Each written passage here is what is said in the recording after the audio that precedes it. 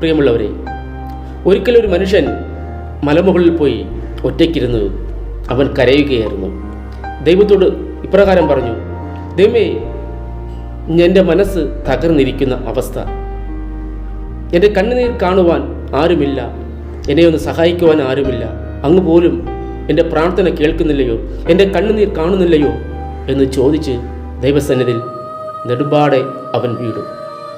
ഉടനെ അവർ ഇപ്രകാരം കാഴ്ച കാണുവാൻ തുടങ്ങി. അവൻ്റെ അകക്കണ്ണ് തുറന്നു. അവൻ കണ്ടത് ഇങ്ങനെയാണ്: അവന് ചുറ്റിലും ദൈവത്തിൻ്റെ ദൂതന്മാർ വാളുമായി കടന്നു വന്നു. ദൈവ സാന്നിധ്യത്തെ അവന് കാണുവാൻ കഴിഞ്ഞു.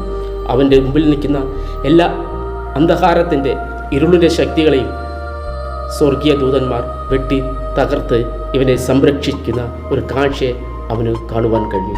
പ്രിയമുള്ളവരെ, നമ്മുടെ പ്രാർത്ഥന പാഴായി പോകത്തില്ല. നമ്മുടെ കണ്ണുനീർ ദൈവം കാണാതെ പോകത്തില്ല. ദൈവത്തിൻ്റെ വചനം പറയുന്നു, നമ്മുടെ കണ്ണുനീർ നമ്മൾ തുരുത്തിയിൽ ശേഖരിക്കുന്നു.